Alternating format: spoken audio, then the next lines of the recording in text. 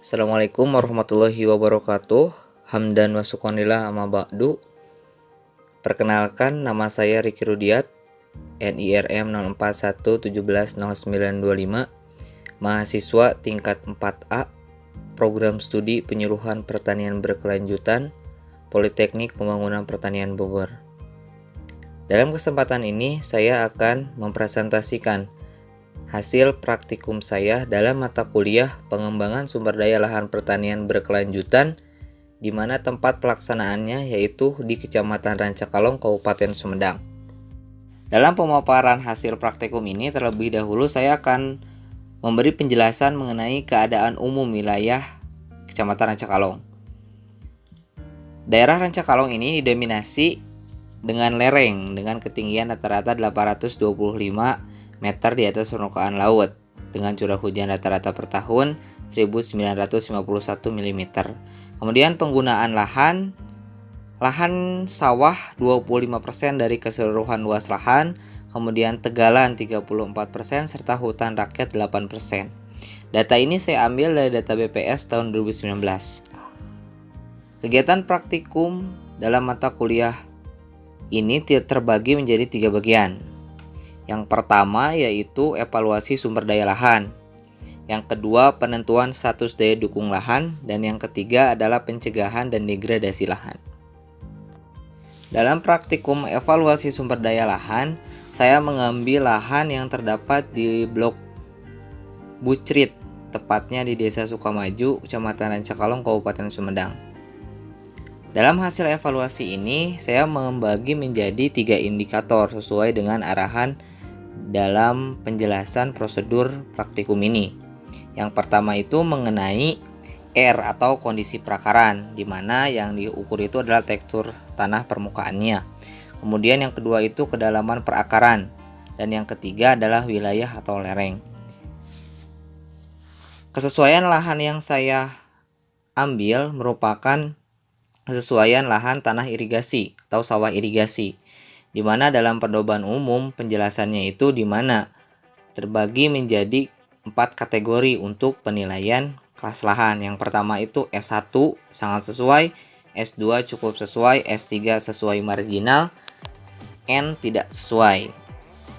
Tabel pembanding dalam kesesuaian lahan di padi sawah irigasi ini saya ambil dari Pusat Badan Sumber Daya Lahan Pertanian, di mana untuk tekstur untuk S1 itu halus agak halus, S2 itu sedang, S3 itu agak kasar, dan N itu kasar. Kemudian temuan di lapangan atau aktual dari lahan tersebut adalah agak halus sehingga nilainya adalah S2. Kemudian untuk kedalaman tanah, untuk indikator S1 itu lebih dari 50 cm. S2 40 sampai 50, S3 25 sampai 40 dan N kurang dari 25. Kemudian temuan di lapangan atau nilai aktual A pada lahan irigasi yang ada di Sukamaju ini terdapat pada S2, di mana kedalamannya itu antara 40 sampai 50 cm. Kemudian untuk indikator terakhir, wilayah atau lereng ini merupakan perkiraan secara pengindaan dari saya pribadi, sehingga saya menyimpulkan untuk lahan di Sukamaju ini tergolong S3, yang artinya kemiringan 5 sampai 8 dalam tabel itu merupakan nilai aktual atau S3. Aktual A dalam potensi hasil ini adalah S3 terhadap lereng atau S, dengan penghambat terbesar adalah lereng. Kemudian untuk kelas kesesuaian lahan potensial ini dapat dikembangkan untuk lereng menjadi S2. Kemudian untuk variabel yang lainnya tetap S2, sehingga potensial P, S2, R, dan S. Sehingga dapat disimpulkan bahwa lahan yang ada di Kecamatan Rancakalong memiliki faktor pembatas berupa kemiringan yang cukup curam. Namun dapat kita perbaiki dengan rekomendasi, salah satunya itu adalah terasering dan penggunaan pertanian secara konservasi. Di mana selain dari dua hal tersebut juga diharapkan ada rekomendasi atau panduan dari pemerintah agar para petani daerah Kecamatan Rancakalong ini bisa menerapkan pertanian konservasi berupa pengairan secara intermeter atau pengairan berselang, kemudian penggunaan bahan kimia sesuai dengan ambang ekonomis dan sesuai dengan aturan, penerapan 6T dan 5T digencarkan kembali, serta pematang-pematang yang sudah ada diberikan penguatnya berupa akar vetiver atau tanaman-tanaman lain yang memang potensial dikembangkan di daerah Kecamatan Rancakalong. Materi selanjutnya yaitu penentuan status daya dukung lahan. Untuk rumus-rumusnya sebetulnya sudah jelas dipaparkan dalam panduan. Yang pertama yang akan saya cari itu berupa perhitungan ketersediaan lahan di Kecamatan Rancakalong. Hasil perhitungan dari ketersediaan lahan ini, ketersediaan lahan atau SL ini sebesar 58.163 hektar. Kemudian yang kedua itu, saya menghitung kebutuhan lahan untuk hidup layak.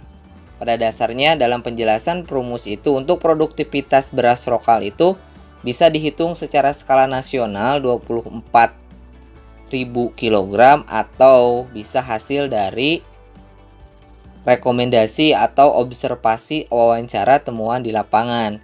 Yang saya dapatkan di temuan di lapangan bahwasannya untuk produktivitas beras lokal untuk per tahun dalam kilogram per hektar itu yaitu 4.569 kg sehingga KHLL-nya 0,219 hektar, sehingga untuk hidup layak itu di Kecamatan Rancakalong membutuhkan luas lahan 2.190 meter persegi.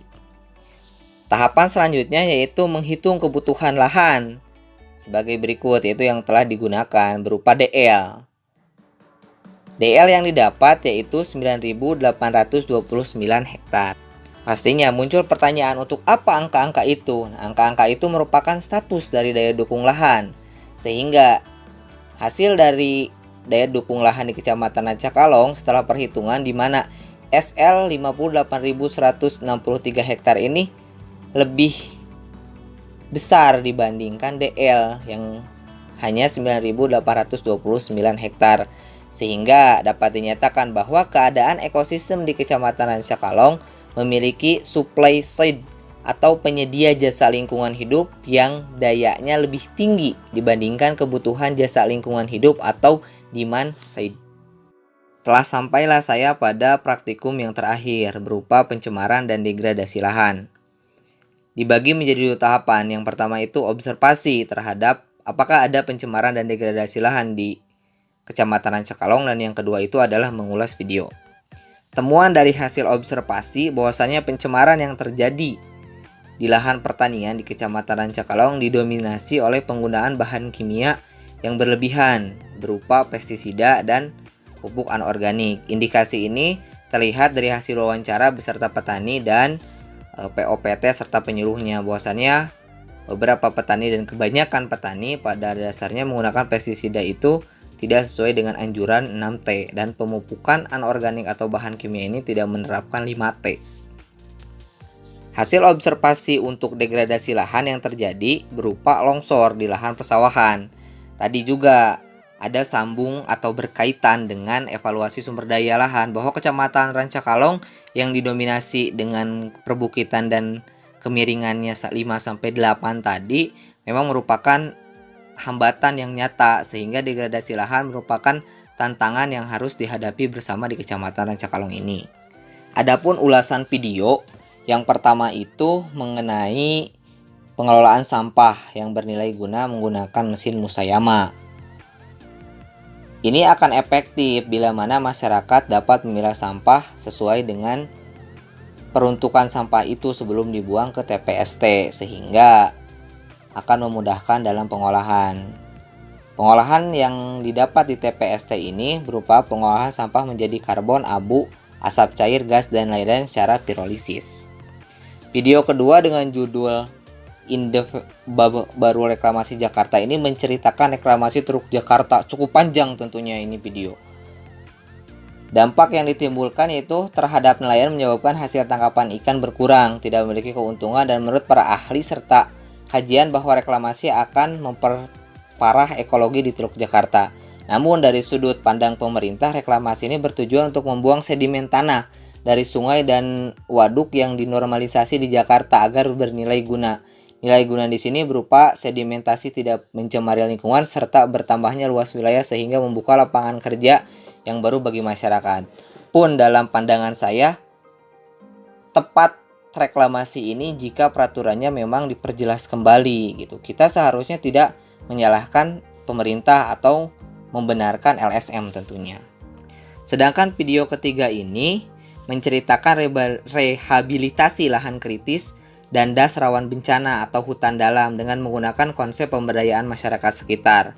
Adapun manfaat kegiatan ini dalam jangka pendek menerima upah secara langsung bagi masyarakat, sedangkan untuk jangka panjangnya itu menerima hasil produksi karena yang ditanam merupakan tanaman-tanaman yang menghasilkan. Kemudian yang ketiga itu mengurangi bencana alam berupa banjir dan longsor. Demikian hasil pemaparan saya mengenai hasil praktikum dalam mata kuliah pengembangan sumber daya lahan pertanian berkelanjutan ini. Terima kasih saya ucapkan kepada dosen yang telah memberikan arahan dan panduannya serta semua stakeholder dari pemerintah daerah yang dapat membantu dalam kegiatan praktikum ini. Sedikit kata yang dapat saya sampaikan, mohon maaf dan semoga bermanfaat untuk semua. Ada sedikit kutipan yang saya baca dalam buku Diffusion of Innovation Roger Sophocles 400 sebelum Masehi mengatakan, seseorang harus belajar dengan melakukan hal itu karena meskipun Anda pikir Anda mengetahuinya, Anda tidak memiliki kepastian sampai Anda mencobanya. Dari hal ini kita mendapatkan informasi bahwa sungguhnya jangan hanya teoritis tapi harus praktisi juga digunakan agar ilmu yang kita dapat ini dapat bermaslahat untuk umat manusia. Terima kasih. Wassalamualaikum warahmatullahi wabarakatuh.